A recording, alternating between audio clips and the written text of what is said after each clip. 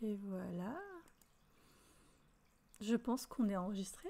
Bonjour à tous et bienvenue sur ce troisième épisode de Une psychologue regarde en thérapie et fait de choc. Donc voilà, pour rappel, moi c'est Nina, je suis psychologue, j'ai une chaîne YouTube où je fais de la vulgarisation, mais c'est pas la vulgarisation du genre je vais te montrer 50 000 articles et je vais t'expliquer des grands concepts de la psycho. J'ai une vulgarisation où j'ai envie de te parler comme je parlerais à mes patients et de te donner des éléments clés pour essayer d'un peu mieux te comprendre pour que tu puisses un peu mieux te soigner. Et dans cette vidéo, je vais regarder avec vous le troisième épisode de la série En thérapie où il y a un psychanalyste qui travaille. Et on a déjà vu les 2 premiers épisodes, c'est super chouette. Premier épisode, j'étais pas du tout convaincue. Deuxième épisode, je commence à le trouver vachement plus balèze. Et on va voir ce que ça donne. Alors j'ai vu qu'il y avait un gamin sur la miniature. J'espère vraiment que ce sera pas de la thérapie avec un enfant parce que ça, je gère pas. Par contre, là où je peux gérer mieux, c'est que... Donc moi, je suis systémicienne. Donc ça veut dire que je suis thérapeute de famille et de couple. Mais c'est pas juste réduit à de la thérapie de famille et de couple, quoi. C'est quelque chose qu'on peut aussi faire en individuel. C'est le fait qu'en fait, on part du principe que... Bon, attends, elle est comment ma caméra? Si vous ne voyez pas mes mains, ça va pas... C'est pas grave. Donc on part du principe que tous les individus sont dans des systèmes différents. Donc la famille principalement, mais il y a le couple qui est un sous-système de la famille ou qui est un système à part entière quand on n'a pas d'enfant, par exemple. Chacun un peu sa représentation aussi, évidemment. Le travail, les amis, tout ça, ce sont des systèmes. Alors, ça peut être beaucoup plus large aussi, ça peut être beaucoup plus réduit. Enfin, on en parlera peut-être un jour en vidéo parce que c'est vraiment un sujet qui m'anime et qui me passionne, la systémique. Donc ça, j'aurais bien envie de vous en parler. Et si jamais c'est de la thérapie d'enfant dans ce troisième épisode, je vous en parlerai d'un point de vue de systémicienne, mais certainement pas de psychologue pour enfants parce que c'est pas du tout quelque chose que je gère. Aussi, disclaimer super important parce que j'ai vu qu'il y avait des gens qui n'étaient pas contents et je le conçois. Le thérapeute dans la série, il est psychanalyste. Donc ça veut dire que... alors j'arrive pas trop à savoir s'il est freudien ou lacanien, parce qu'en France c'est l'un ou l'autre, souvent c'est rarement autre chose. Mais en gros, ça veut dire qu'on n'a pas la même orientation, on voit pas le monde avec la même grille de lecture. Donc moi, comme je vous dis, je suis systémicienne. C'est une forme de grille de lecture. Le psychanalyste ici, il a sa grille de lecture à lui. Et il y a des points où on se rencontre évidemment parce qu'on reste des thérapeutes, enfin des psychothérapeutes. Mais il y a des points sur lesquels on diverge énormément. Si vous dites verge, franchement, ça fait rire. Bref, il y a des points sur lesquels on diverge, mais de manière générale... je trouve ça justement plus intéressant d'avoir des points de vue différents et du coup d'essayer de lire ça comme ça, quoi. Et surtout, si vous êtes psychanalyste ou si vous connaissez un psychanalyste qui serait super chaud de venir participer et nous expliquer tout ce qui se passe avec un point de vue psychanalytique, mais moi je serais aux anges, quoi, vraiment. Voilà. Il est 14h02, moi je suis à fond dans les temps, je suis super fière de moi. Je vous propose qu'on se lance. S'il y a des bugs, des machins, parce que moi je gère pas trop tout ça, donc si jamais je lirai le chat, donc dites-le moi. Et franchement, je serais super contente si on avait des conversations, si vous m'envoyez des messages avec vos questions, ou si vous n'êtes pas d'accord avec moi, ou si ça vous questionne de manière générale. Mais c'est avec super grand plaisir que je lirai vos messages et qu'on discutera ensemble, quoi. Donc vous n'hésitez pas, vous utilisez le chat. C'est un endroit de partage et on est là pour ça. Allez, on y va.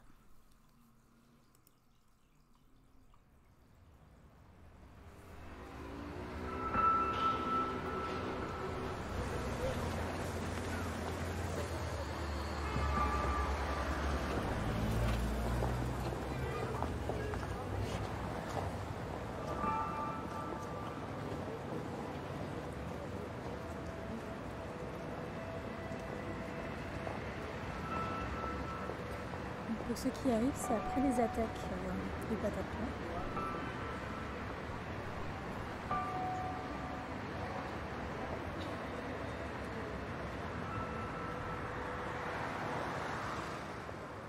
Il t'a dit quelque chose? Il dit rien, tu sais comment il est, hein, Milan. Bah, en fait, j'ai envie de faire un point sur... voilà, là, c'est après les attaques du Bataclan. Et on voit... je n'ai pas besoin de vous décrire, hein, vous venez de voir la scène.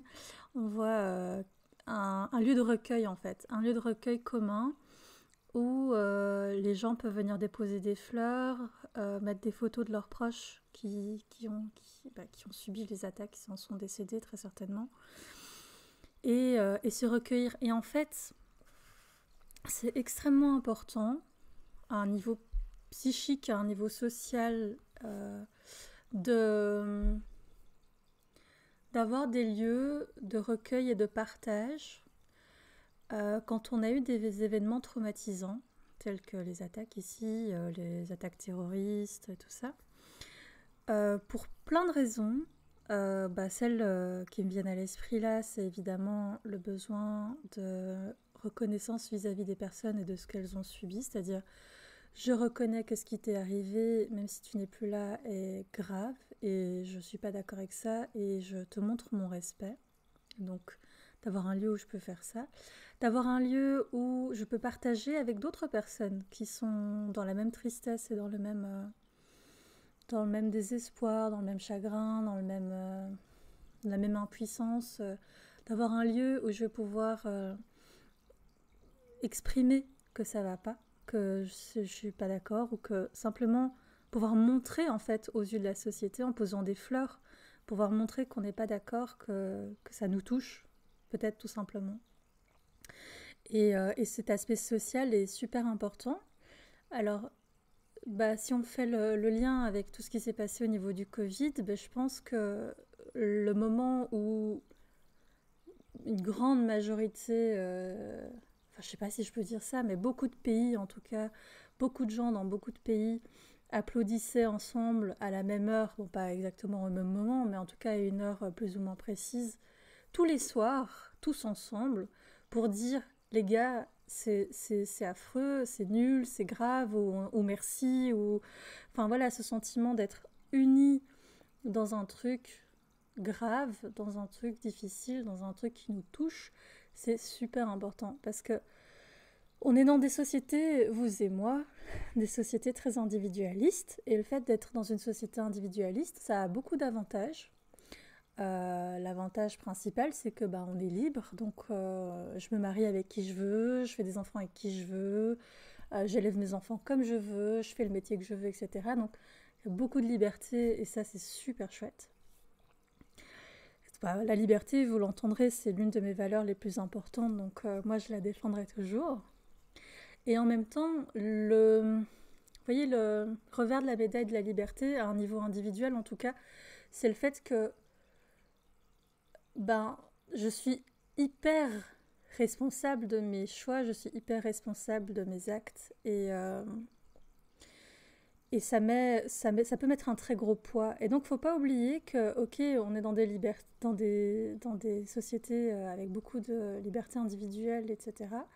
Mais qu'on est aussi, de base, des animaux, des animaux sociaux, et qu'on a besoin du soutien des autres. Et donc pour moi, c'est toujours cette question de, ok, comment est-ce que je suis en accord le plus possible avec mes limites, avec mes besoins, etc. Mais comment est-ce que ça se transcrit aussi, et comment est-ce que ça se vit dans la société ? Comment est-ce que ça se vit avec les autres ? Comment est-ce que je peux en même temps, ça c'est très fort chez moi, en tout cas c'est quelque chose que j'essaie d'incarner au quotidien, comment est-ce que je peux en même temps avoir des valeurs très fortes de liberté, individuelle entre autres, et comment est-ce qu'en même temps je peux avoir une valeur très forte de connexion ? Comment est-ce que je peux lier les deux ? Et là, c'est clairement dans les moments de vie difficiles, on a autant besoin de se recueillir tout seul, mais on a autant besoin de sentir que les autres, que le maillage social est là pour nous soutenir, pour nous aider, pour reconnaître notre détresse. C'est pour ça que les mémoriaux, ça se prononce comme ça, sont si importants après des attentats terroristes. Moi, quand j'ai été à New York, j'ai eu la possibilité d'aller sur le mémorial du World Trade Center et c'était un des moments les plus puissants de mon voyage aux États-Unis. Il y avait un tel partage enfin des années plus tard en plus, hein. Il y avait un tel partage de la reconnaissance de la souffrance que ça avait été, la manière dont ce trauma avait marqué et marquait encore la ville, en tout cas ne serait-ce que la ville de New York. C'était très fort. Et il y avait quelques personnes qui prenaient des selfies en faisant des grimaces et tout, et on voyait bien que ça dérangeait parce que l'idée de cet endroit-là, en tout cas moi c'est ma manière de comprendre, c'est de reconnaître la souffrance. Et donc quand quelqu'un vient faire le mariole, il y a un décalage entre le but du mémorial et l'attitude de la personne. Moi je pense que c'est ça. Mais bon, globalement, je trouve ça... J'avais envie de vous parler de ça en voyant ces scènes-là. Donc là, on a notre thérapeute et j'imagine sa femme, je ne sais pas. J'ai entendu des trucs bizarres à l'école. J'ai compris, tu veux l'empêcher d'aller à l'école. Alors, une journée, t'as vu ses notes enfin... Ça n'a rien à voir avec ses notes. Philippe, je te préviens, si tu le forces... Mais forcer, qu'est-ce que tu vas faire, chef? Ah, t'es là. Qu'est-ce que tu dis?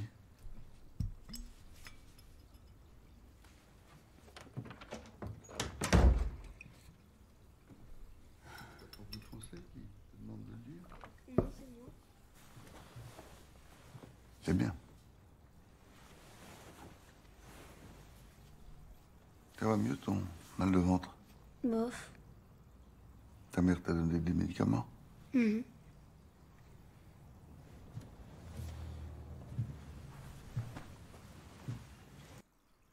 avez compris si c'était son fils? Je crois que c'est son fils. Bizarre. C'est intéressant qu'il parle du mal de ventre. On sait bien que chez les enfants, exprimer l'émotion, c'est pas hyper évident. Ils n'ont pas encore tous les outils pour ça. D'ailleurs, nous, en grandissant, on n'a pas tous les outils pour ça non plus. Hein, mais chez les enfants, c'est vrai que c'est très, très fort. Et du coup, ça passe souvent par le mal de ventre, des problèmes de peau, des problèmes de sommeil, ce qu'on appelle des énurésies. Donc, ça veut dire le fait... de faire pipi au lit encore très tard. Il n'y a pas que ça qui explique ça, hein. Il y a aussi des traces de diabète, par exemple, qui peuvent créer ça, mais de manière générale, on va aller vers des symptômes beaucoup plus physiologiques. Merci. Ah oui, donc c'est son fils. Bonjour. Et donc voilà, donc ça c'est intéressant. Et alors, si c'est son fils, pourquoi il dit ta mère t'a donné des médicaments et pas maman? Intriguant. Est-ce qu'il y a quelque chose dont tu voudrais qu'on parle? Non, ça va. T'es sûr?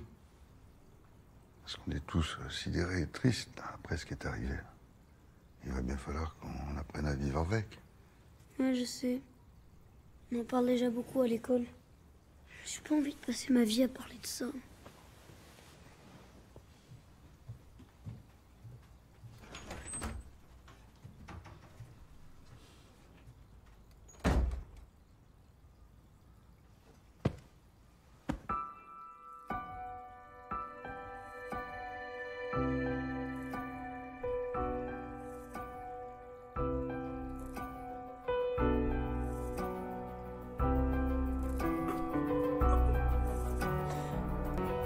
C'est long. Ah voilà. Bonjour, Bonjour. je suis Camille. Entrez.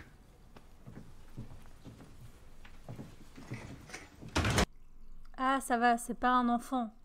C'est un jeune adulte. Ça, je gère mieux. Je peux vous aider? Non, c'est bon, merci. Je me mets là? Oui.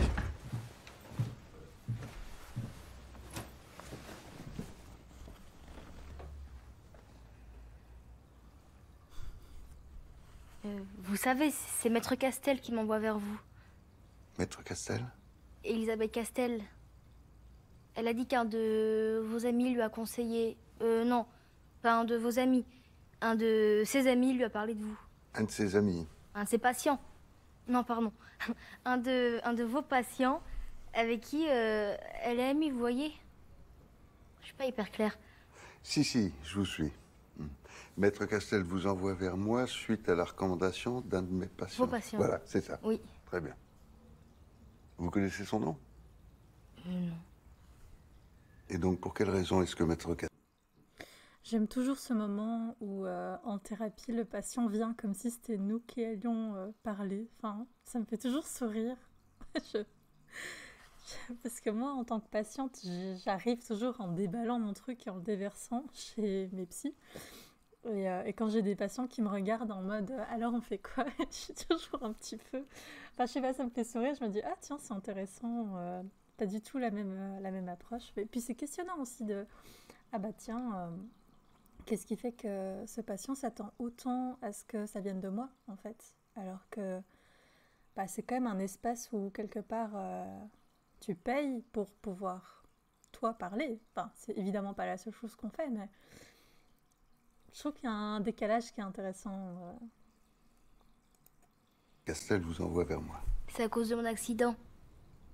Je vous en ai parlé au téléphone. On a besoin d'une expertise, non, d'une contre-expertise. Parce qu'apparemment, l'assurance du conducteur qui m'est rentrée dedans a un problème avec mes blessures. Enfin, un truc comme ça. Donc, je suis là pour avoir un avis d'expert. Pas pour... Ah bah voilà pourquoi elle le regardait comme ça. Parce elle le met dans une position d'expert, ce qui est normal si on lui a dit qu'il allait faire une expertise. Enfin, vous voyez quoi. Moi, je suis pas malade, quoi. Vous voulez dire que vous n'êtes pas là pour suivre une thérapie, c'est ça? Oui. Donc vous attaquez le conducteur en justice? Non, c'est eux. C'est son assurance à lui qui veut pas payer. Du coup, ils ont envoyé un soi-disant expert à la maison. Une nana qui s'est mise à me poser tout un tas de questions super indiscrètes. Genre comme si elle me connaissait mieux que moi-même. Alors moi, ça m'a stressée. C'était une psychologue? J'en sais rien. Elle s'est pas présentée. C'est pas très éthique, ça. Elle a appelé de la part de l'assurance. Elle s'est pointée comme ça. Nous, on s'est pas méfié. Qui Du coup, Alors moi je suis entièrement d'accord ici avec... Oh, j'oublie toujours son nom. Avec monsieur le psychanalyste. Parce que, en effet, tu peux pas faire ne serait-ce qu'une évaluation de qui que ce soit sans dire avant que tu es psychologue, ou que tu es psychiatre, ou que tu es psychothérapeute. Tu présentes ta fonction avant de poser tes questions. Et alors la deuxième chose qui me touche très fort, parce que ça parle, je pense, de moi en tant que personne et en tant que psy, en tant que professionnel, c'est la question de l'intrusion. Moi, j'ai eu beaucoup de mal. Enfin, c'était très questionnant pour moi au début de ma carrière, surtout en stage, parce que mes maîtres de stage me disaient que je devais avoir une écoute active, et donc elles trouvaient que je posais pas assez de questions à mes patients. Et pour moi, c'était vraiment pas évident de poser des questions, parce que dès que je posais des questions, j'avais l'impression d'être intrusive, et je déteste la sensation de l'intrusion. Je déteste être intrusive, et je déteste quand les gens sont intrusifs avec moi. C'est vraiment quelque chose que je supporte pas. C'est peut-être pour ça que je parle autant de limites, et d'exprimer ses limites, et de respecter ses propres limites, et les limites des autres. Et donc, en thérapie, moi, quand je sens que mes patients, je touche à des sujets très intimes, en fait, très privés, des choses qu'ils n'ont pas nécessairement envie de dire, bah, c'est quelque chose que je vais partager avec eux. Et bien sûr, je ne suis pas la seule, hein, mais je peux vous parler finalement que de moi. Mais une de mes formatrices, Camille Abaki, dit toujours qu'en thérapie, elle a deux choses. Elle a un frein et une poubelle. Et elle le dit aux patients. Et j'avoue que je le répète aussi, parce que c'est super important de dire « Et les gars, on bosse ensemble, donc si je vais trop vite, si je vais à des endroits où voilà, je peux pas aller, ou bien je peux pas aller comme ça, ou je peux pas aller maintenant, enfin peu importe, ben en fait, il faut me le dire, ou il faut me l'exprimer, hein, j'ai pas besoin d'être des mots. Mais je fais totalement confiance à mes patients pour m'exprimer que là, calme-toi, quoi. Et c'est pas du tout un souci, parce qu'en fait, parfois, quand mes patients arrivent à me l'exprimer, et ils vont pas nécessairement le dire, parce que c'est pas nécessairement conscient chez eux, mais que je vais sentir que... Enfin, chez moi, c'est très clair. Hein. Quand tout d'un coup, j'oublie mes questions tout le temps, alors que je les ai en tête, mais je sais plus ce que je voulais dire, que j'ai l'impression que j'arrive pas à écouter, à accrocher mon patient. En général, au bout de quelques minutes, si vraiment c'est long, allez, 2-3 minutes max, je vais me dire, ok, il se passe quelque chose. C'est comme si j'avais pas l'autorisation d'entendre ou de travailler ce sujet. Et donc, je vais juste le partager avec la personne en face de moi et dire, tiens, j'ai une drôle de sensation. Qu'est-ce qui fait, d'après vous, que j'ai l'impression que je peux pas trop parler de ça? Parce que peut-être ça m'appartient, mais alors moi, je veux bien savoir que ça m'appartient à moi, parce que comme ça, je suis sûre que ça appartient pas au patient. Et je mets de ça dans un coin de ma tête, puis je le travaillerai ailleurs. Mais j'ai besoin d'être sûre que c'est pas le patient qui, quelque part, me renvoie que c'est pas un sujet dont il faut trop parler, ou en tout cas, il faut pas en parler de manière aussi directe. Et très souvent, très régulièrement, quand ça arrive, même si ça arrive pas souvent, hein, je veux dire, c'est pas le truc qui m'arrive toutes les semaines, mais quand ça arrive, le patient va me dire, par exemple, ah bah oui, c'est vrai que moi, parler de sexualité, parler de ma famille, parler du corps, parler de mes émotions, c'est pas évident pour moi parce que c'est très très intime pour moi. Et je vais dire, ah bah ok, c'est intéressant, merci de me le dire. Et je vais dire, on va tester un truc, on n'est pas obligé de parler, et ça c'est génial, en thérapie on n'est pas obligé de parler. Alors, je vous renvoie à ma vidéo sur le sensorimoteur, il y a plein de thérapeutes qui ne vont pas obliger à parler, hein. De toute façon, un thérapeute vous oblige, j'espère, jamais à parler. Mais il y a plein de thérapeutes qui travaillent avec d'autres outils que juste la parole. Et donc, simplement avec ces patients-là, je vais dire, on peut tester autre chose que la parole. Et je vais sortir des outils, et on va, je sais pas, faire des cartes, on va faire ce qu'on appelle des mannequins de bois, donc utiliser des mannequins pour faire des sculptures, etc.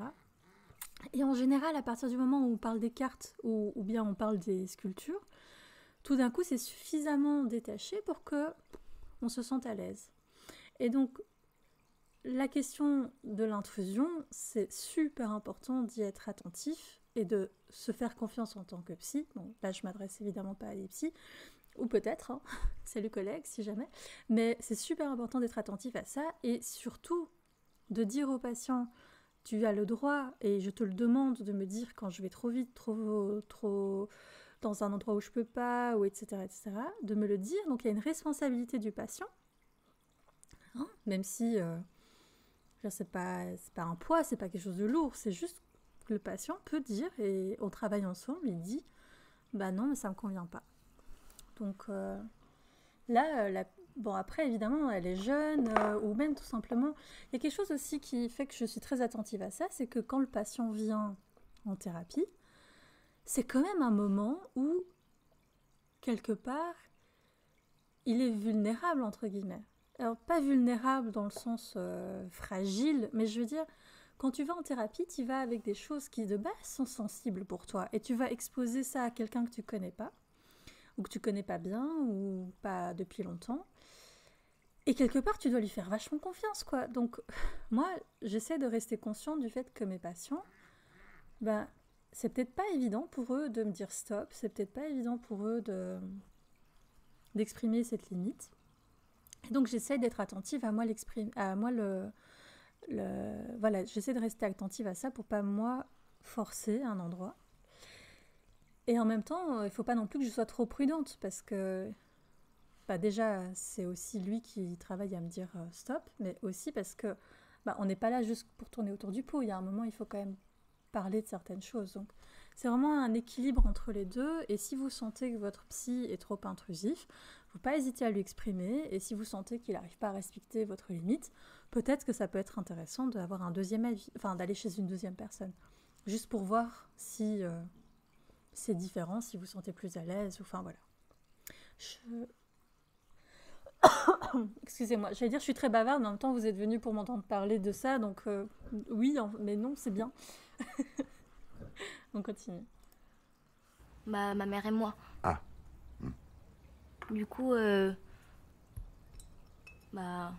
a mal tourné. Ça a mal tourné, c'est-à-dire? Au début, je voulais rien lui dire. Ma maman, je peux plus me retenir, c'est sorti. Moi, quand ça sort mal, ça sort vraiment mal. J'ai du mal parler, quoi. Alors ma mère a dit que ça vaudrait mieux que je vienne vous voir. Je comprends pas bien, Camille. Qu'est-ce qu'il a de particulier cet accident pour que mon expertise psychologique soit nécessaire? Je sais pas. C'est ça le problème. Je m'en souviens plus. Apparemment, j'étais en vélo et là, il y a cette voiture qui m'est rentrée dedans, mais j'ai aucun souvenir. Ni avant, ni après. Et personne ne vous a raconté ce qui s'est passé? On m'a dit que je m'étais plantée avec mon vélo dans la rue. Ah, ça vous fait rien? Non mais, c'est l'expression. Plantée dans la rue. Vous me voyez là? Plantée? C'est l'image qui vous amuse? Bah oui. Comme un arbre. Avec des feuilles qui poussent au bout des mains.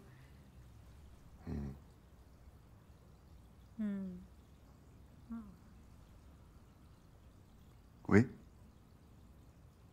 Non mais ça me rappelle une histoire qui m'est arrivée il y a 2 ans peut-être. J'étais avec un ami en scout. Il s'était arrivé. Les magies du scénario. La magie du scénario, elle fait ses associations toute seule. C'est pas toujours aussi évident, hein. Mais évidemment, l'épisode fait 23 minutes, donc ils vont pas. Ils sont obligés de raccourcir, mais ça lui a rappelé toute seule, sans qu'il ait besoin d'insister, hein, un souvenir de quand elle était petite qui va faire sens. C'est magnifique. Le blackout, après un événement comme ça, bah, c'est le système nerveux qui se met sur off pour permettre au corps et à l'esprit de se remettre petit à petit. Alors parfois on recouvre la mémoire au fur et à mesure du temps.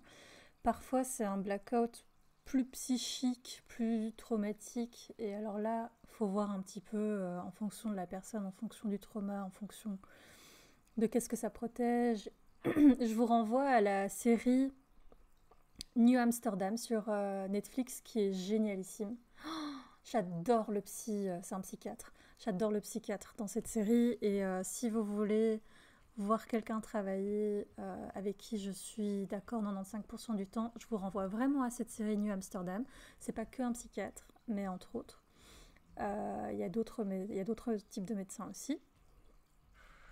Pourquoi je vous disais ça? Enfin, bref. Et donc, ça peut être... Ah oui, parce que dans cette série, dans New Amsterdam, à un moment, il y a un épisode où il y a un gars qui a un blackout et qui est en fait fortement lié à un trauma psychique, même s'il y avait un trauma physique aussi en même temps. C'est d'ailleurs lors d'une explosion aux États-Unis qu'il fait un blackout. Et le psychiatre va l'accompagner dans le fait de retrouver sa mémoire. Je vous spoil pas plus, mais donc voilà, il peut y avoir ces causes-là. Maintenant, il faut être très très très attentif à aller rechercher ces trucs-là, parce que si l'esprit a mis un stop, il pourrait avoir ses bonnes raisons. Donc voilà, faut être subtil, faut être délicat, faut faire attention. Ça ne veut pas dire qu'il ne faut pas y aller, mais faut garder ça en tête. Est-ce que je voulais dire autre chose? Ah, il est plus sur Netflix, mais alors il est peut-être plus sur Netflix en France, parce que nous, on l'a toujours en Belgique. Ouais. Bah, si vous le trouvez quelque part, regardez-le, hein. Franchement. Et je pense que c'est sorti d'un bouquin aussi, cette série, donc peut-être le bouquin, peut-être ça vaut la peine. Arrêté pour acheter une canette à l'épicerie. Et moi, comme je m'ennuyais, j'ai commencé à faire genre comme si je conduisais, vous voyez. Sauf que le scout était super nerveux. Et le moteur tournait encore? Oui. Et à peine j'ai tourné la poignée que le scout s'est envolé. Au bout de la rue, il y avait une palissade. Je me suis carrément plantée dedans. Et là, il y a une vieille... elle s'est mise à hurler. Elle m'a foncé dessus, elle a voulu me tuer. C'est ce qu'elle criait? Ouais, cette folle. Non, alors c'était pas si drôle que ça. Ouais, non, pas vraiment en fait. J'aurais voulu la tuer en vrai. J'étais là, allongée par terre, je pouvais pas bouger. Et elle continue à crier. J'aurais dû l'insulter en vrai. Mais j'étais paralysée. Exactement comme quand quelqu'un dit du mal de vous sans que vous puissiez répondre. Un peu comme cette psychologue, l'expert des assurances. Quel rapport? C'est un peu... C'est super touchant, même si voilà, ça reste le jeu d'acteur français. Mais c'est super touchant parce que elle fait des liens et on sent qu'elle est sur... Alors, je sais pas si elle est sur la défensive, mais on sent qu'elle essaye de se protéger, ce qui est normal, hein, ça fait même pas 5 minutes qu'ils se connaissent. Enfin, normal, ce qui est légitime. Et, et en même temps, ce truc où elle a l'air un peu de se protéger comme ça, un peu comme, j'ai envie de dire, elle a parlé de barricade, j'ai un peu de barricade, de barrière ou quoi. J'ai un peu cette impression-là, genre elle essaye un peu d'apprivoiser. Et c'est intéressant parce que finalement, elle commence en parlant de quelqu'un qui a été intrusif, d'une femme qui... En fait, elle s'est sentie agressée. Elle s'est sentie agressée puisqu'elle avait envie de répondre en insultant. Enfin, c'est comme ça, c'est une hypothèse. C'est jamais qu'une hypothèse. Si elle me dit non, pas du tout, bah tant pis, on jette à la poubelle. Mais mon hypothèse, ce serait qu'elle s'est sentie agressée et qu'elle s'est sentie impuissante, puisque à ce moment-là, elle ne pouvait pas bouger. Et donc, elle s'est sentie extrêmement vulnérable et elle avait envie de se protéger. Et du coup, elle aurait voulu l'insulter, parce que c'est une manière de montrer qu'on n'est pas d'accord. Et je trouve ça super intéressant qu'elle amène ça dans les premières minutes de l'entretien psy, parce que finalement, est-ce qu'elle n'est pas en train de lui mettre ses limites, d'exprimer ses limites? En plus, elle dit, voilà, moi je suis là parce qu'on m'a envoyé ici, c'est pour une expertise, de toute façon tout ça c'est drôle et léger, ah mais non, finalement pas. Donc, il y a vraiment il y a quelque chose de très intéressant qui se joue là, et j'imagine que le psy aurait aussi plein d'hypothèses à vérifier, évidemment, hein. Les hypothèses, comme le nom l'indique, c'est hypothétique et ce n'est pertinent que si ça parle aux patients à l'instant T. Hein. Un peu comme si elle parlait à votre place, non? Comme si elle savait mieux que vous les motivations de vos actes. Ouais, non, mais là, c'est abusé. Elle méritait trop que je l'embrouille, cette vieille conne. Bon, reprenons. Qu'est-ce que vous pouvez me dire de plus sur les circonstances de l'accident? Tout est dans le rapport, hein.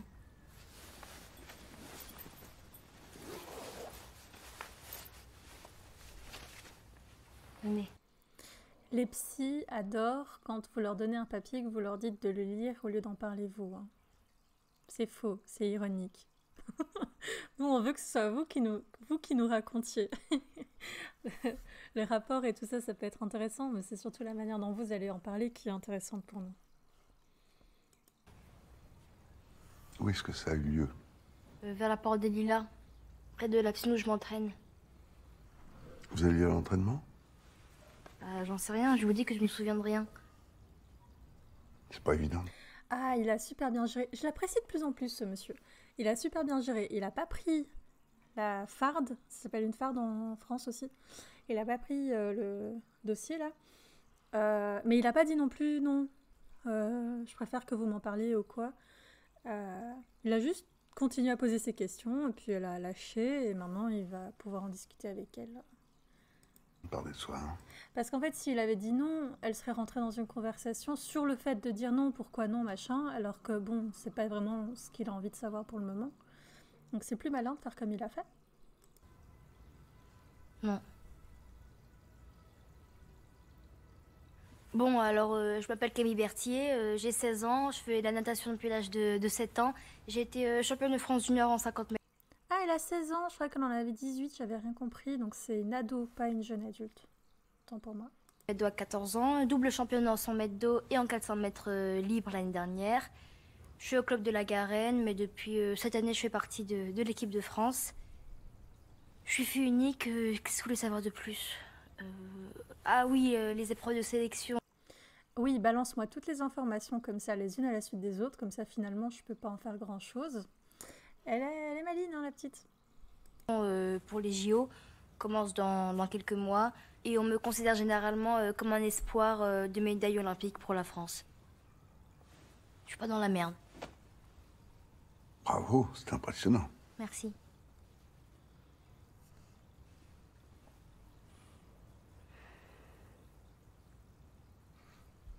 Et à part ça, Quoi à part ça? à part le sport, comment est-ce que vous vous sentez dans la vie? En général? Super bien, genre hyper décontracté. Non mais ça me fait pas du tout là le côté confessionnal. Le côté confessionnal. Bah télé-réalité quoi. Rappelez-moi en quelques mots le principe. Bah c'est des gens qui sont filmés à longueur de journée, ils sont enfermés dans une maison et on les voit vivre leur vie. Il y a toujours des confessionnals où ils parlent de leurs petits problèmes à la con. Alors, vous êtes ok pour le faire, ce rapport de contre-expertise pour l'assurance? Mais c'est pas si Non. évident. Pourquoi? Bah, dans mon travail, on n'enregistre pas des faits objectifs. Contrairement à la radio qui a pu scanner vos bras, je peux pas vous dire ce qu'il en est exactement. J'ai besoin de vous laisser vous exprimer et d'en tirer une expertise que je leur transmettrai. Quelqu'un sait s'il est psychiatre, du coup, parce qu'un psychologue, de toute façon, alors, sauf si c'est vraiment des psychologues très spéciaux ou quoi, mais nous, on fait jamais d'expertise ou quoi. Donc, vu qu'on n'a pas d'ordre des psychologues, qu'on n'est pas médecin ni rien, on peut faire des suivis thérapeutiques. En fait, on n'est même pas censé... Enfin, le secret professionnel en Belgique est super, super fort, super... Enfin, il est au-dessus de tout, sauf, c'est important à dire, sauf de deux choses.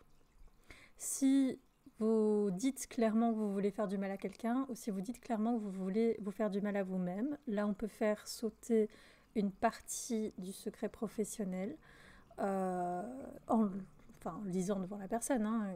Je veux dire, si la personne me regarde en disant, voilà, là maintenant quand je vais rentrer chez moi je vais me suicider, bah je ne peux pas le laisser partir comme ça, je vais devoir le travailler avec lui, et si vraiment le risque reste très actif de suicide, donc de faire du mal à lui-même, bah, je vais soit trouver un moyen de l'accompagner dans des urgences psychiatriques, enfin voilà. Mais je ne le laisse pas sans rien faire. Et pareil, s'il me dit ce soir je rentre et j'assassine ma famille, je ne le laisse pas partir en mode le secret professionnel prime, d'accord? Donc ça sont quand même deux choses. Mais pour des rapports médicaux et tout, bah, comme son nom l'indique, c'est des médecins, donc c'est le psychiatre en général qui fait ce type d'expertise. Le psychologue, en fait, c'est toléré qu'on vous fasse un papier comme quoi vous êtes venu à votre rendez-vous à telle date, si jamais vous en avez besoin pour votre assurance, pour votre mutuelle ou ce genre de truc. C'est toléré d'avoir une attestation de présence. Mais normalement, même ça, c'est relativement discutable, et même ça, il y a des psys qui ne le font pas. Donc voilà, moi je me retrouve du coup pas dans cette situation de devoir faire des expertises parce que c'est pas... Mais je pense qu'il y a des psys qui font des expertises, hein, mais alors ils sont mandatés par telle ou telle instance, et moi c'est pas du tout mon cas. Je crois que je vais y aller.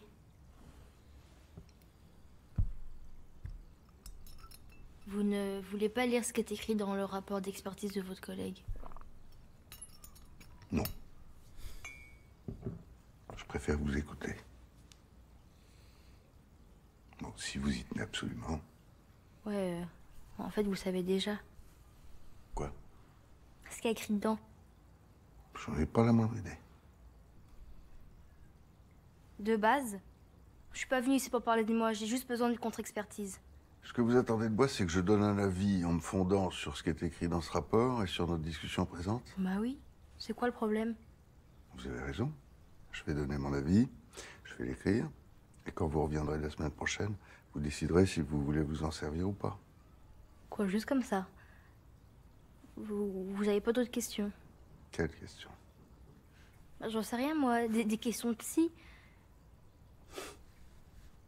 Des questions sur comment vous vous sentez dans la vie, par exemple. Bah oui, on dirait que ça vous intéresse pas. Pourquoi est-ce que vous dites ça? Camille, c'est le Vous entendez le paradoxe? C'est intéressant. Elle arrive durant tout le début de la séance, elle met des barrières, elle dit que l'autre a été intrusive, elle dit que on respecte pas ses limites, etc. Et que d'ailleurs elle s'est emportée la dernière fois qu'on n'a pas respecté ses limites. Elle dit qu'elle veut qu'il lise le rapport et pas spécialement qu'il pose plus de questions. Et maintenant elle lui en veut parce qu'il pose pas de questions. Donc c'est super intéressant de voir ce paradoxe. Et il n'y a pas de souci avec les paradoxes. Je veux dire, les humains sont constitués de paradoxes et nous les psys, enfin nous les psys, de nouveau je peux parler que pour moi, mais les paradoxes c'est quelque chose sur quoi... Enfin c'est des leviers en fait, c'est des leviers, c'est super intéressant de les repérer et il y a des paradoxes qui sont hyper soutenants dans la vie et puis il y en a d'autres qui sont plus problématiques, qui sont plus bloquants. Et là, c'est intéressant de voir ce qu'il va faire. Mais pour le moment, on dirait qu'il fait rien, le psy. Mais pour le moment, en fait, il a une position très juste, je trouve, autant par rapport à l'expertise que par rapport à sa proposition, là, d'écrire et que la semaine prochaine, elle vienne voir si ça lui parle ou pas et ce qu'elle va en faire. Parce qu'en fait, il lui met toutes les cartes en main et en même temps, il reste complètement présent. Donc, en même temps, il est dans un paradoxe. Vous voyez aussi en même temps, il est disponible si elle veut parler, si elle veut déposer, et en même temps, elle va pas le forcer, il va pas la forcer. Donc c'est une position, je trouve, très thérapeutique. Je suis très très convaincue par cette position, surtout par rapport à une demande d'expertise. Au contraire, tout ce que vous voudrez me dire sur vous m'intéresse profondément. Vous avez parlé avec ma mère. Pas du tout. Vous savez déjà tout ce qui est écrit dans le rapport. Mais je n'ai pas parlé. Mais bien sûr que si. Vous me faites parler alors que vous savez déjà tout ce qui est écrit. Vous avez tout arrangé pour me piéger dans vos petites comédies, mais c'est dégueulasse. De toute façon, je savais qu'elle me ferait un plan comme ça. J'aurais mieux fait d'écouter mon père. Il m'a prévenu que les psys étaient tous tordus. Ouvrez-moi la porte. Ouvrez-moi la porte.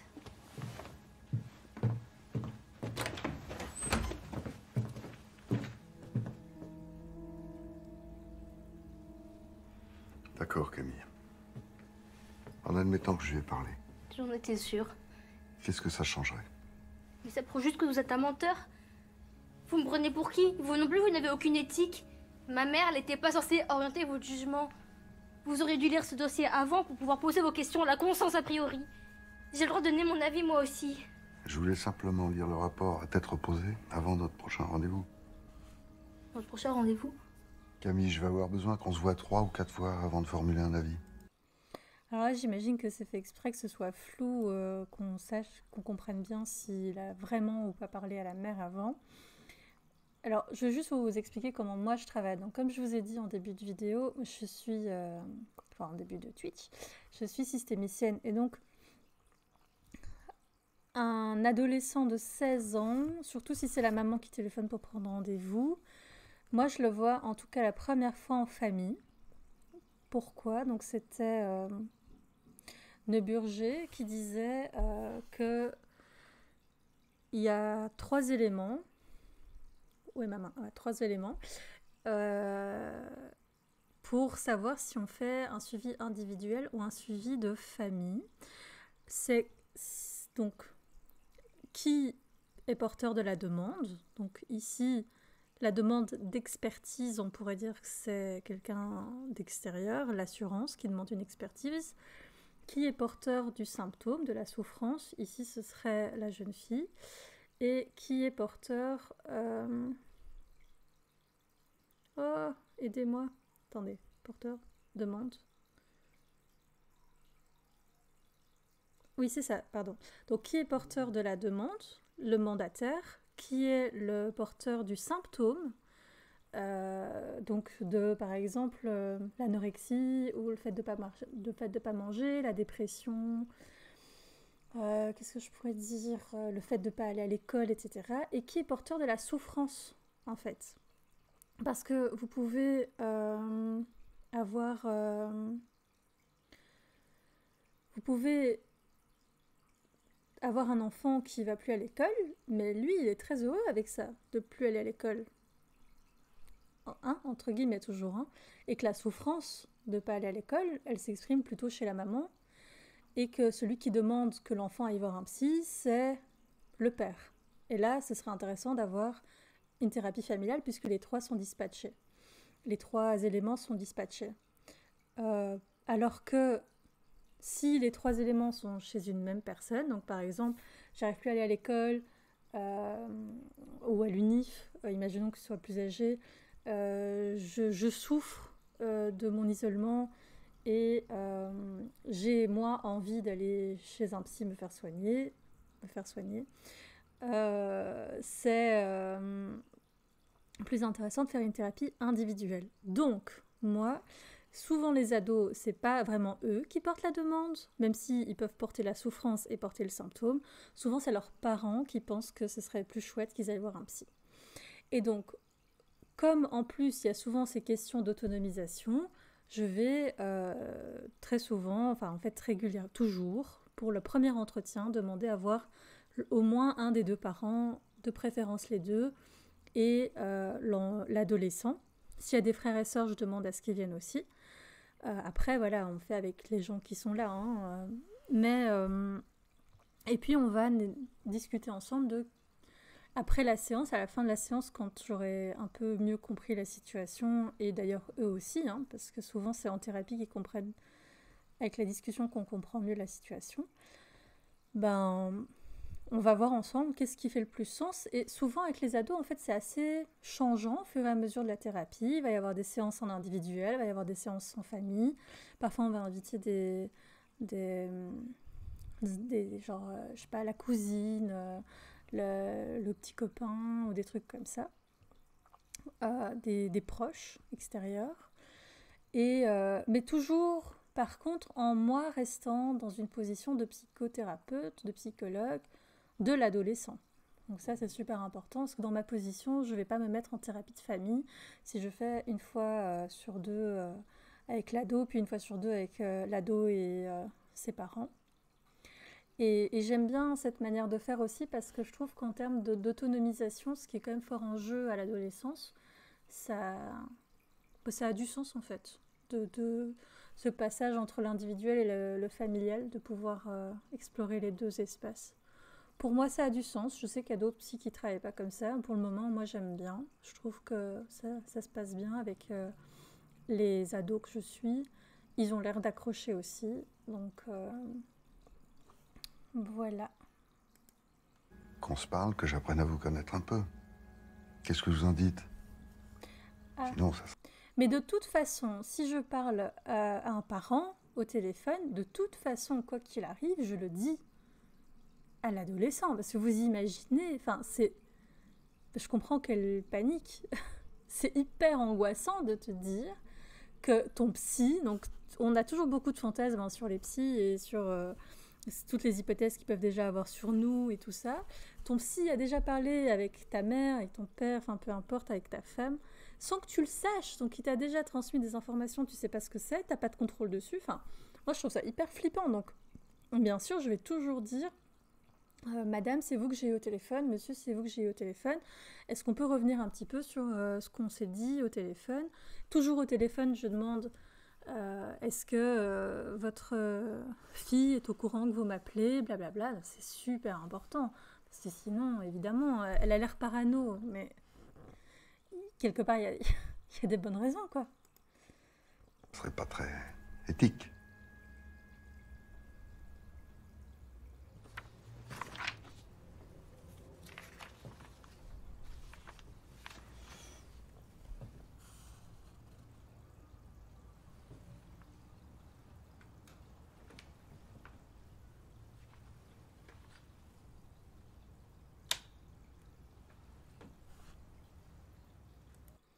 Bon, là, c'est intéressant. Il répond à sa demande en lisant le rapport. Comme je fais pas souvent d'expertise, enfin, jamais, je peux pas me prononcer là-dessus, mais je trouve ça intéressant. Elle fait flipper cette photo. Elle fout le vertige. Oh, pas besoin d'aller si haut. Ici aussi, on peut avoir de grands moments de vertige, parfois. Vous les avez tous lus? Ou c'est juste pour faire genre? C'est juste pour faire genre. Ah, mais vous êtes drôle en vrai.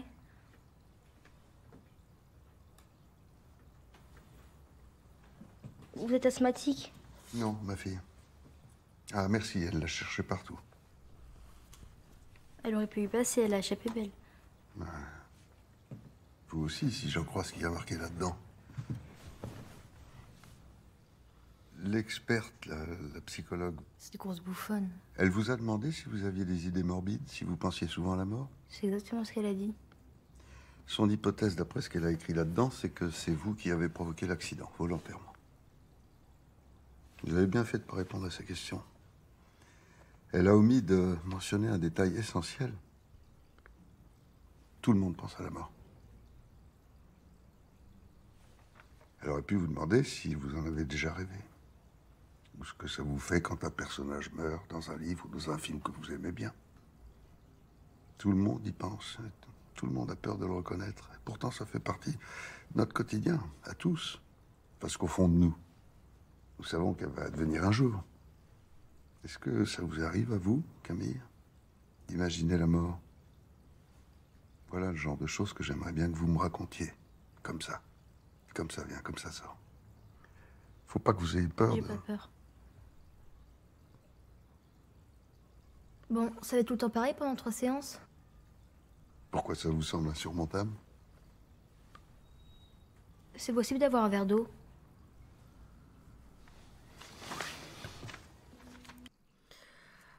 Oh bah, vous en pensez quoi? Est-ce que tout le monde pense à la mort?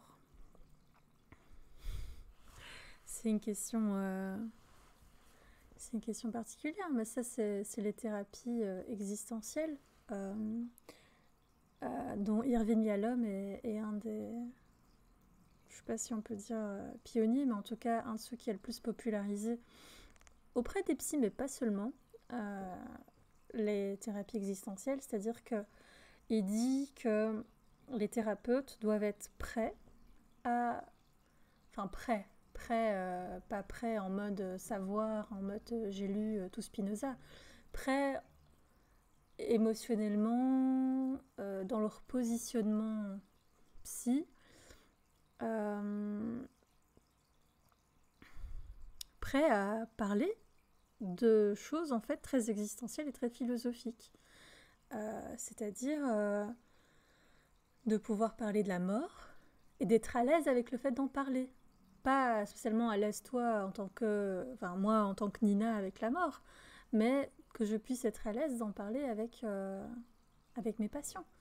D'ailleurs, je me demande s'il n'y avait pas... Parce que je dis Spinoza, mais je me demande s'il n'a pas un livre qui s'appelle Spinoza. En fait, Irving Yalom, je vais vous mettre le nom dans le chat. Il a aussi écrit des romans. C'est un un psychiatre, du coup psychothérapeute existentiel, qui a écrit des livres de psycho assez accessibles, même si parfois c'est des grosses briques, et des livres, des romans, où parfois, même souvent, il y a des psys, mais pas seulement. Et vraiment, je vous le recommande, c'est super intéressant, très enrichissant, et c'est cette question de pouvoir aborder ces questions avec les patients. Alors, est-ce que tout le monde pense à la mort? En tout cas, l'angoisse de mort. On va revenir sur le terme d'angoisse, en fait. L'angoisse, c'est normal, c'est sain, c'est humain d'avoir des angoisses. Et on est par nos angoisses. L'angoisse d'abandon, l'angoisse d'être rejeté, et l'angoisse de la mort, enfin il y en a plein d'autres, qui est en fait l'angoisse qui sous-tend toutes les autres angoisses. Ok ? Et donc, c'est normal d'avoir une angoisse de mort. Par contre, ce qui est plus embêtant, c'est d'avoir une angoisse envahissante de mort. Ça veut dire que si... Parce que l'angoisse en soi, ça peut être quelque chose qui nous porte. Hein, ça veut dire que je sais que je vais mourir, mais j'ai envie de laisser quelque chose derrière moi. Des enfants, un livre, un projet, enfin je sais pas, une ASBL. où je sais que comme je peux mourir demain, ben, je vais faire tout ce que je peux aujourd'hui. Je vais vivre ma vie pleinement chaque jour qui passe. Ça peut être porteur, en fait. L'angoisse, ça ne veut pas dire l'anxiété. L'angoisse n'est pas spécialement envahissante. Donc l'angoisse peut être porteuse. Alors c'est bizarre parce que c'est pas angoisse en général, on ne l'utilise pas du tout de manière porteuse dans le langage commun, mais c'est ça que je veux dire. Donc, on a tous une angoisse de mort, c'est tout à fait normal. Par contre, la manière dont on va le gérer, je pense, de ce que je vois, mais il faudrait lire quelques études là-dessus, que tout le monde ne va pas l'avoir autant à la conscience, et tout le monde ne va pas l'avoir à la conscience de la même manière. C'est-à-dire que moi, par exemple, je suis quelqu'un qui pense très souvent à la mort. Par exemple, hier, je vais me promener avec mon copain dans les bois, et je ne peux pas m'empêcher de me dire, si il tombe maintenant et qu'il fait une crise cardiaque, bah je sais faire une réanimation, mais je ne sais pas où on est, donc je ne sais pas appeler, si j'appelle l'ambulance, je ne sais pas lui dire où on est.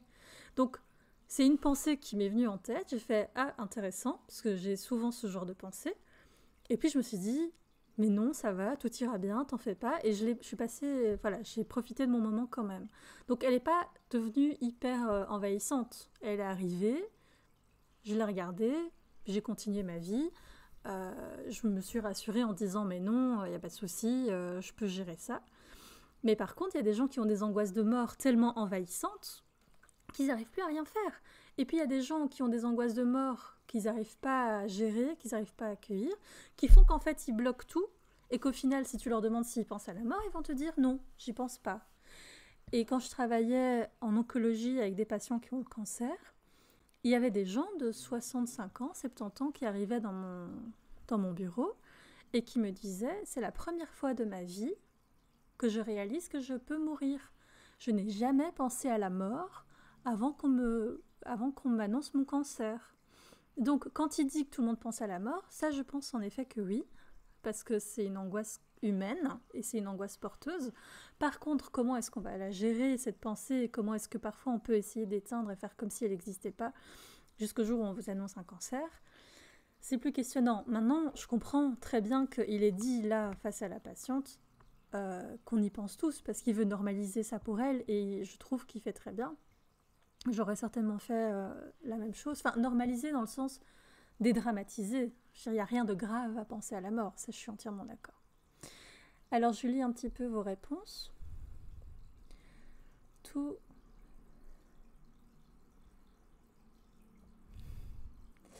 Ah oui, donc par contre je sais pas lire ton pseudo, mais tu dis Blaise Pascal dit « Tout le malheur des hommes vient d'une seule chose, qui est de ne pas savoir demeurer en repos dans une chambre. » Et tu dis c'est plutôt glauque au vu du confinement. Le cœur a ses raisons que la raison ignore, qui est initialement relative à la question de l'éternité de la mort. Donc en effet, je pense que tu faisais référence à la philosophie. Donc la philosophie, et y a l'homme en parle très bien dans ses bouquins, ça peut vraiment être très porteur en fait, en thérapie. Et du coup, est-ce que vous pensez à la mort? Comment vous en parlez? Dans quelle mesure cette angoisse de mort, cette énergie, ce truc qui bouillonne à l'intérieur de nous, de mort, est porteur pour vous? Dans quelle mesure est-ce que vous sentez que ça vous bloque? Ce sont des questions que je trouve assez intéressantes. Et évidemment, on n'aura jamais que des réponses philosophiques, et donc jamais, enfin, des réponses qui ne seront jamais absolues.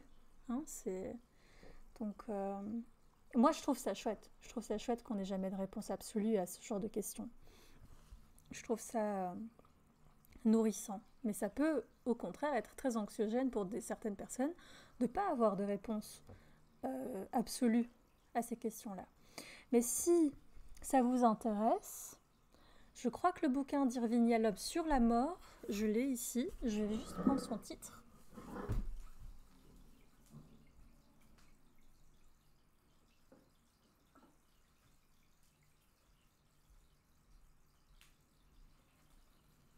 Alors je me demande si c'est pas celui-là que je vous recommande. Oh, j'ai du mal avec ma cam. Voilà. C'est Le Jardin d'Épicure. Et vraiment, si vous avez envie, lisez du Yalom, quoi. allez-y, foncez. Facile à lire, super beau, super bien écrit, très enrichissant, autant sur la psycho que sur la philo. On continue.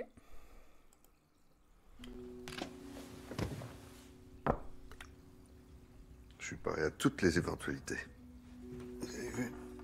Elle se plie. Merci. C'est pas évident de vivre comme ça, avec ces carapaces qui vous enserrent. Ça va. Le plus dur, c'est quand on me traite comme un bébé.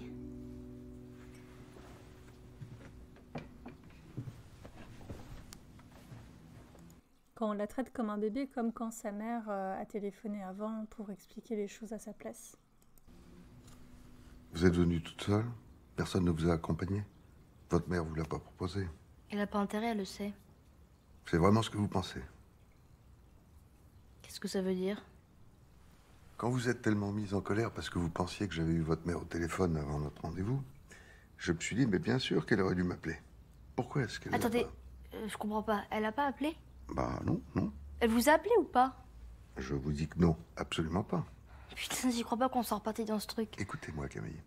Il m'a semblé qu'au fond, vous désiriez que votre mère ait appelé, ne serait-ce que pour avoir une raison de vous mettre en colère. Mais vous comprenez vraiment rien. Mais ça vous passe à des kilomètres ce que moi je ressens. Ben justement, c'est ça que j'essaie de vous faire comprendre. Je veux que vous m'expliquiez. Je n'attends que ça. Ma mère, elle croit que ce qui est écrit dans le rapport, c'est la vérité. Quelle vérité? Pensée morbide, passage à l'acte suicidaire. Et qu'est-ce que ça a à voir avec ce rapport? Mais parce qu'elle croit que j'ai craqué à cause de la pression, de l'exigence des résultats. Elle pense que tout ça m'a poussé au suicide. Voilà ce qu'elle croit. Vous avez vu qu'on est de nouveau dans un paradoxe intéressant, hein, entre le fait qu'elle veut que sa mère appelle et le fait qu'elle ne veut pas que sa mère appelle. C'est en même temps particulièrement légitime dans le fait qu'elle a 16 ans et que la position de la mère vis-à-vis d'elle est pas évidente et déjà très questionnante de base. Après, à voir comment ça se transcrit dans sa famille, cette prise d'autonomie. Mais c'est des conneries. La pression, l'exigence, ça fait des années que je vis avec ça et... Putain, je sais comment gérer. Bien obligée, vu qu'elle elle m'a jamais soutenue. Toutes les autres mères, elles sont au taquet, aux entraînements. Elle dit que j'ai pas besoin de ça, que je suis pas obligée de me mettre là-dedans. Mais elle veut pas entendre que c'est ma passion. Pourquoi j'irais me blesser juste avant les sélections? Hein? Alors que... Et là-bas, si je me plante avec les assurances, c'est vraiment foutu. Ma mère devra payer. Elle dira que c'est ma faute et que je dois arrêter la natation. Si vous vous plantez? Arrêtez vos conneries, vous voyez très bien ce que je veux dire. Si j'échoue. Et si vous échouez à quoi? C'est pas un test.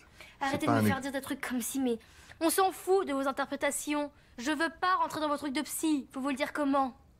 Ce que je veux, c'est que vous leur écriviez que je vais bien et que je suis pas une maniaque qui fonce sur les bagnoles et c'est tout.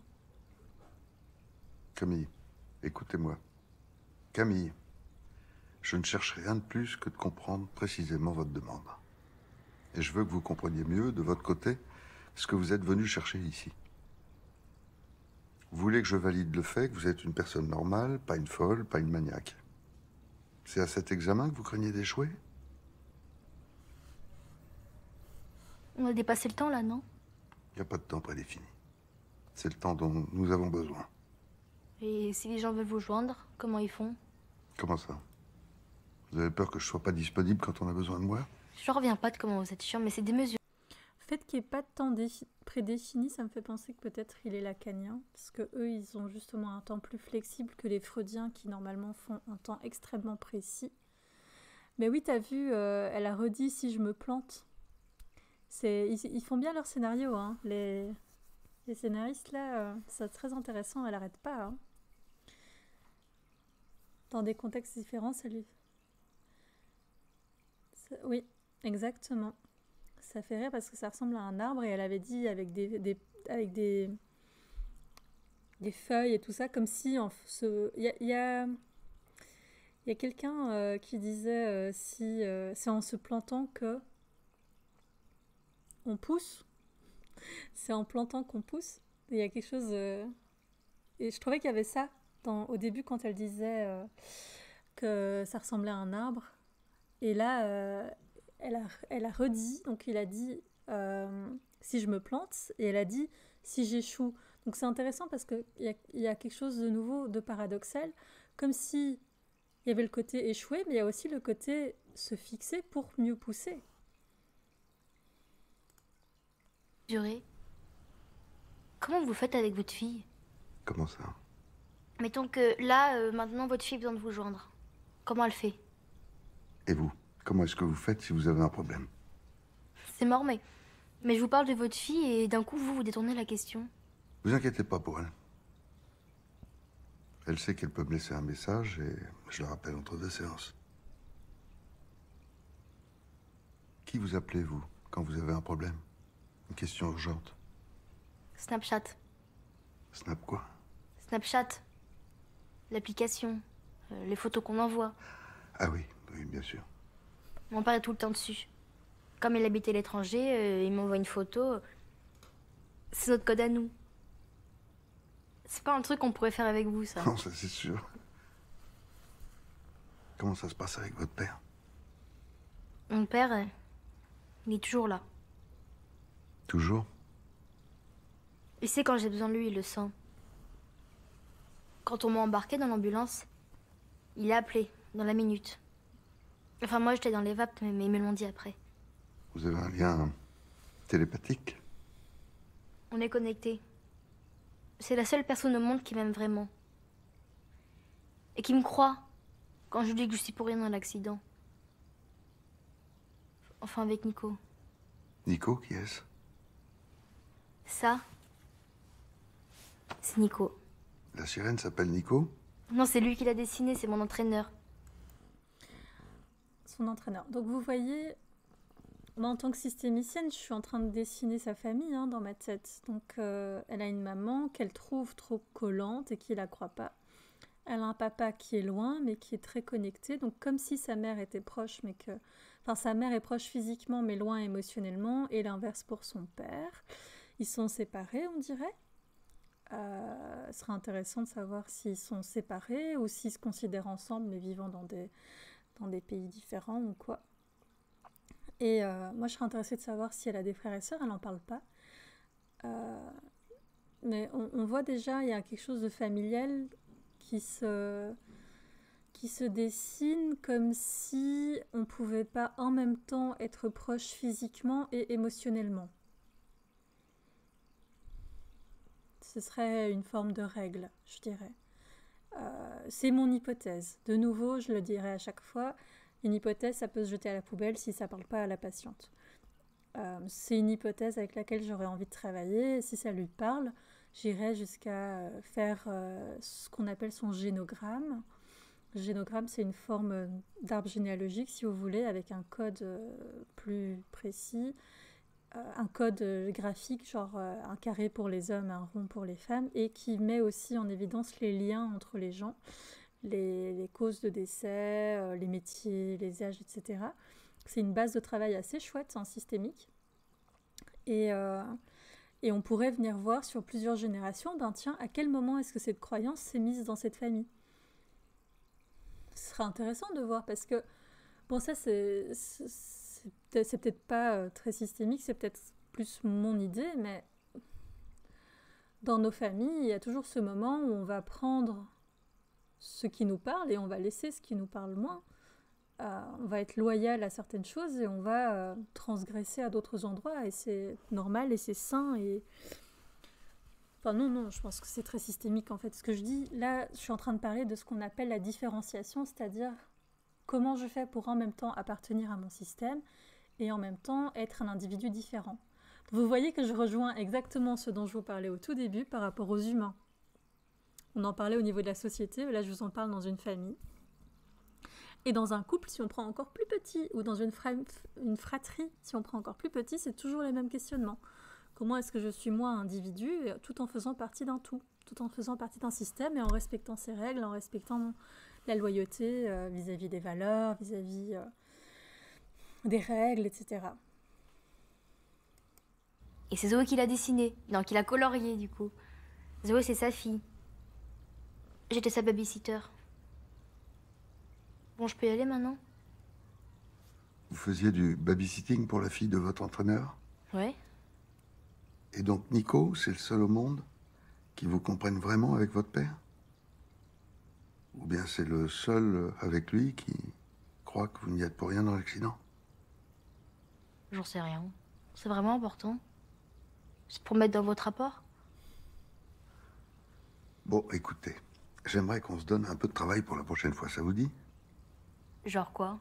Genre, je vais commencer à écrire mon rapport de mon côté, mais j'aimerais aussi que vous écriviez le vôtre. Le mien? J'aimerais que vous écriviez ce que vous pensez vraiment, sincèrement, de ce que la dame de l'assurance a écrit. Et comment vous voulez que j'écrive avec ça? Vous pouvez vous faire aider, vous enregistrer. Je suis sûr que vous avez une appli dans votre téléphone. Je le sens pas trop. Moi, je pense que vous en êtes capable.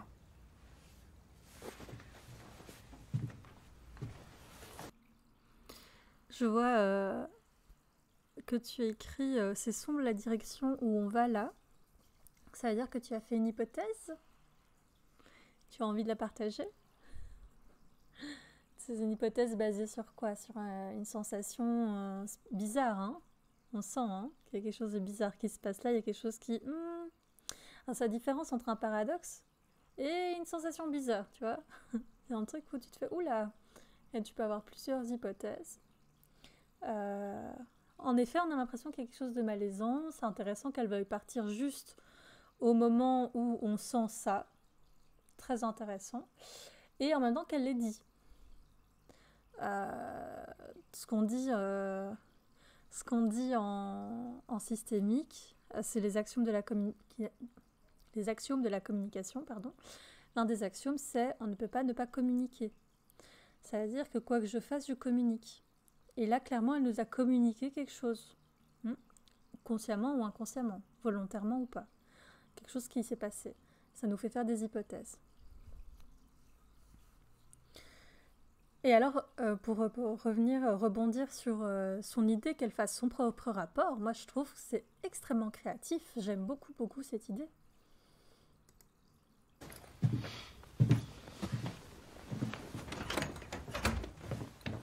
Bon bah au revoir. On est d'accord? Vous essayez de faire ça pour la semaine prochaine? Et il se fait jamais payer. Pardon.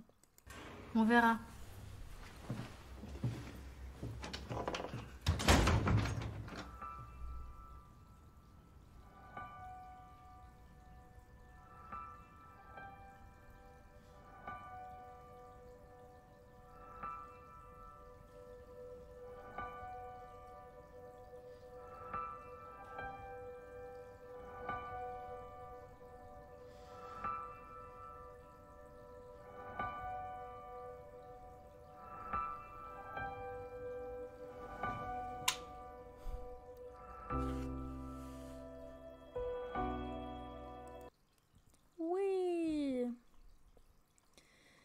Je sais pas comment il fait par rapport à son paiement, mais on le voit jamais recevoir de l'argent. En tout cas, bon, jamais.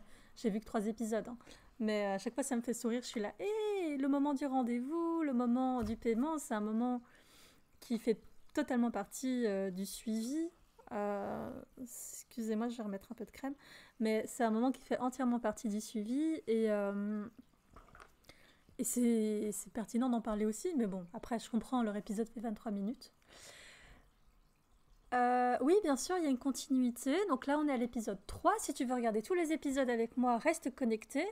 Donc, le premier et le deuxième épisode, ils sont déjà sur la chaîne YouTube. Donc, la chaîne YouTube, c'est Autopsie. Je vais vous la noter, je vais vous la partager. Mais qu'est-ce que vous retenez de cet épisode? Qu'est-ce qu'il y a dans ce que j'ai dit ou dans l'épisode qui vient vous nourrir, qui ne serait-ce qu'intellectuellement, émotionnellement? Qu'est-ce qui vous a intéressé? De quoi vous avez envie qu'on parle plus? Si vous regardez ça... Ah, merci. Si vous regardez ça sur YouTube, n'hésitez pas à l'écrire en commentaire. Moi, je suis de plus en plus convaincue. par ce psy. Premier épisode, je vous renvoie à la vidéo du premier épisode. Franchement, j'étais perturbée. J'étais très perturbée, j'étais là, mais qu'est-ce qu'il fout, machin. Deuxième épisode, avec le flic, je le trouvais plus pertinent dans sa position. Le choix de positionnement était très très pertinent. Et là, je trouve qu'il s'en sort pas mal avec cette adolescente et ces questions de rapport d'expertise. Je vais arrêter l'enregistrement. Je vous dis à tout bientôt pour ceux qui regardent sur YouTube. On peut rester encore un peu connecté en stream si vous avez envie de discuter.